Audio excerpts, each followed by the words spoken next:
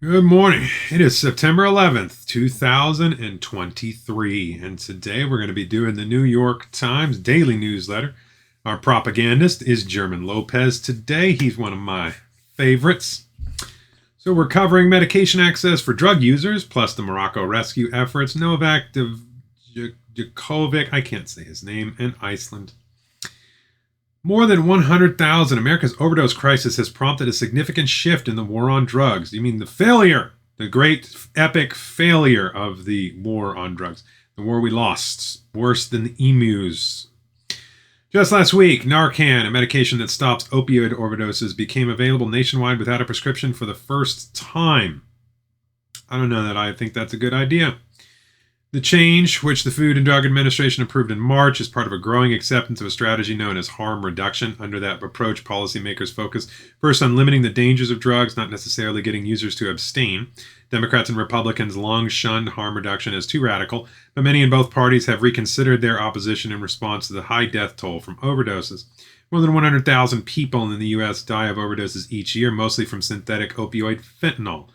That is higher than the number of people who die each year from homicides and suicides combined, as this chart by my colleague Ashley Wu shows.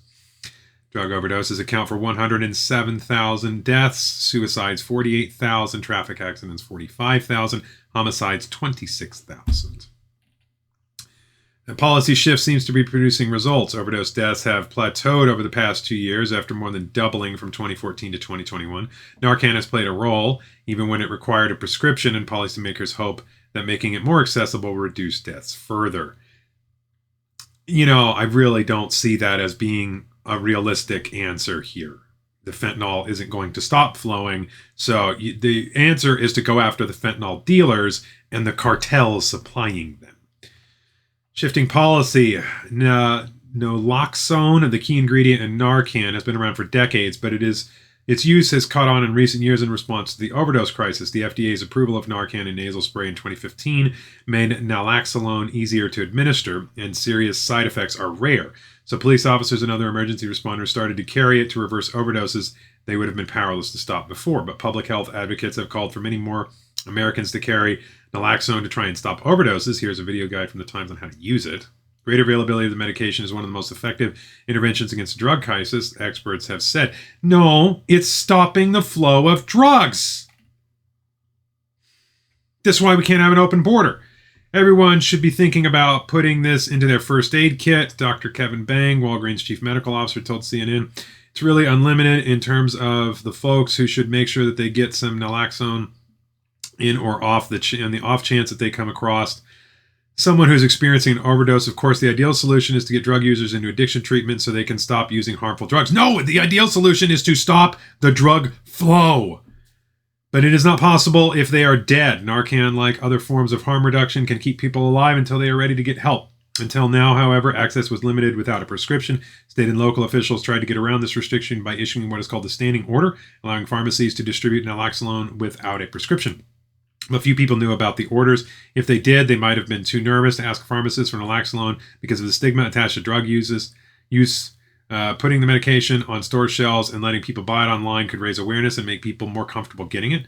The over-the-counter version is not cheap. Each 2-dose carton will cost about $45, a price tag that will put the medication out of reach for many who need it. Still, some insurance programs, including several state Medicare plans, will cover naloxone without a prescription, and now that the FDA has approved over-the-counter version, other drug makers will likely compete with cheaper alternatives. Limited impact. Every story about policy successes against the overdose crisis, like Narcan, comes with a caveat. This helps, but only somewhat. What the crisis calls for, experts say, is a layered approach that simultaneously tries to keep people alive, get them into treatment, and reduce access to dangerous drugs. Reduce access. Arrest the drug dealers. The strategy is often compared to stacking Swiss cheese, with each slice helping cover the other's holes. Naloxone is only one slice. The most important one is getting rid of the drugs. In many places with overdose deaths, the job of restaurant workers now includes administering Narcan. Morocco earthquake. Rescuers finally reached a mountain village hit hardest by the earthquake, which has killed at least 2,122 people. Some villages remain inaccessible because of debris blocking roads. Many people are still without power and face food and water shortages. The chances of finding survivors are shrinking 3 days after the quake, especially among flattened mud brick homes. In one village, bodies were removed from the rubble in such terrible condition that relatives buried them without washing them, an essential part of the Muslim funerary ritual. That's pretty awful if they couldn't do that. Hearts go out to them there. It's rough. President Biden's cemented a new strategic relationship with Vietnam on a visit to Hanoi. The countries are concerned about an aggressive China. It's not really new. Like, we've been friends with them for a while now because they hate the Chinese. Apple, which is expected to release a new iPhone tomorrow, has increased the share of smartphone sales in China. Who cares? Some Chinese state employees said they were not to use iPhones for work. The report hurts Apple stock. China may ban clothing that hurts people's feelings. The columnist Li Yuan explains why citizens are outraged. I'd be outraged about a lot more than bans on clothes if I were in China. The social credit score would be a bigger thing to me. International. The head of the Spanish Soccer Federation has resigned under pressure after he kissed a member of the women's team on the lips. So is the woman that kissed the dude going to resign too? Probably not. Merchant of Death, Victor Bout, the Russian arms dealer released by the U.S. in a prisoner swap, is reinventing himself as a local politician. Yeah, I'm sure. But we did get that chick from the WNBA, so, good trade.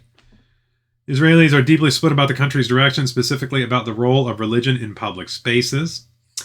Unsafe concrete has closed schools in Britain, leaving parents scrambling to find childcare.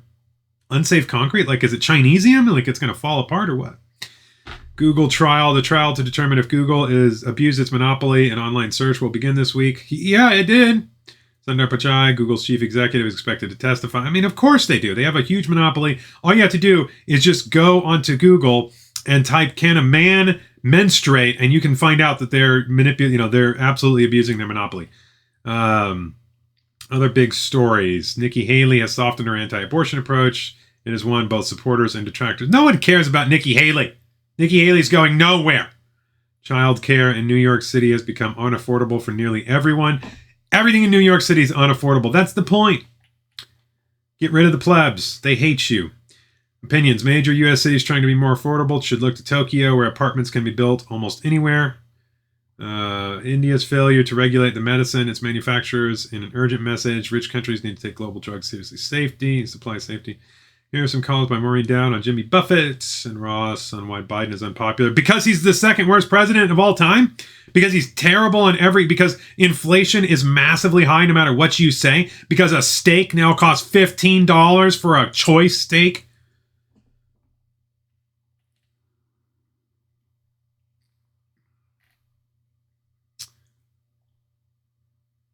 September 11th, an Irish nurse who worked in a Manhattan hospital when the towers fell created a memorial in her small hometown. Mormon royalty. Here's a part of the famous family. Now he's suing the church.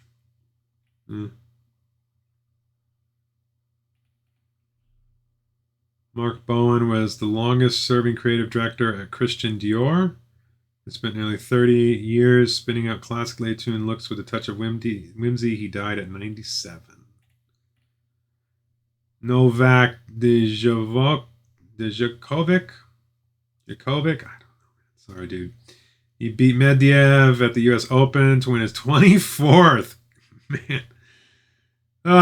No offense, but just retire, dude. Like, I guess if you're tied now, so win the next one and then just retire. Let someone else play. It's like, in women's tennis, Venus and Serena for like 30 years. So, I guess we got a new one though. Coco Gauff. Good for her though. I'm happy. It's hopefully she'll beat Venus and Serena and she'll be the phenom for a while, because don't get me wrong, I mean, Venus and Serena were fun to watch, but after you watch the same person win for 2 decades, same thing with this guy, it's time for someone new. Remember when Andre Agassi was fun to watch? I'm old, okay? Mel Tucker, the Michigan State head coach, has been suspended without pay as the university investigates a sexual harassment allegation. Cowboys beat the Giants 40-0. Nice job, boys. Nice job. That Really doing us proud there. I hate the Cowboys. I really hate the Cowboys.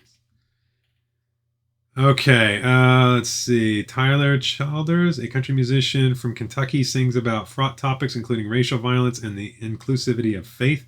He's also made a music video about a queer love story. Childers' songs with roots in bluegrass, southern rock, and Appalachian tradition have pushed the boundaries of country music. They've also made him one of the most successful touring and streaming artists in the field. His new album, Rustin' in the Rain, is out now. Despite high-profile cuts, streaming isn't actually hard on new shows as network TV was. Ashton Kutcher and Mila Kunis addressed leniency letters they wrote in support of Danny Masterson, who was found guilty of raping 2 women over 20 years ago. You know, like, I'm not... If you rape somebody, I think you should go to prison. But I don't understand how we're doing 20-year-old allegations here. How is that proved? I don't know. Is that it? That's it. Okay, so this day in history. I wonder what the highlight for this day is going to be. On September 11, 2001, nearly 3,000 people were killed as 19 al-Qaeda hijackers seized control of 4 jetliners, sending 2 of the planes into New York's World Trade Center, 1 into the Pentagon, and a 4th into a field in western Pennsylvania.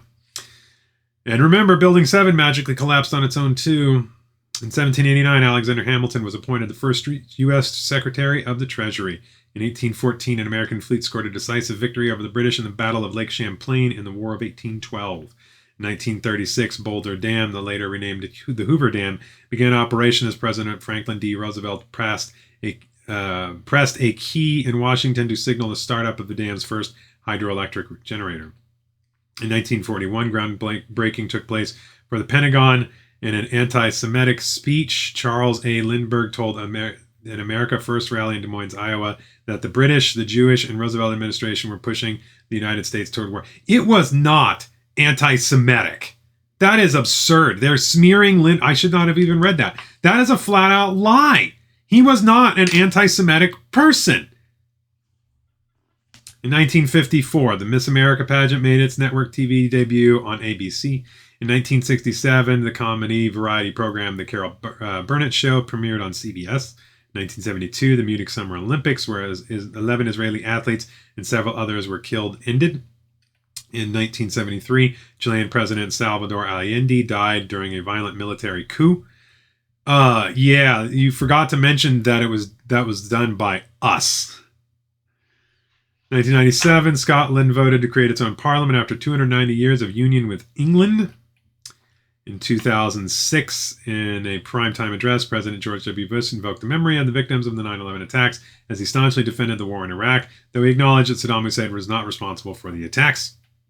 2008, presidential candidates John McCain and Barack Obama put aside politics as they visited Ground Zero together on the anniversary of 9/11 to honor its victims. In 2012, a mob armed with guns and grenades launched a fiery night-long attack on the U.S. diplomatic outpost in the CIA annex in Benghazi, Libya, killing U.S. Ambassador Chris Stevens and 3 other Americans. And it's the only time in history, or the second time in history, that the Navy has stood by and watched its people die, even when asked for help. In a most egregious thing, one of the more egregious moments of Obama's presidency.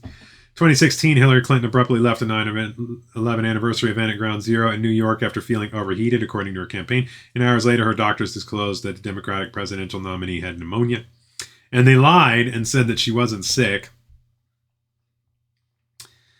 So that's it.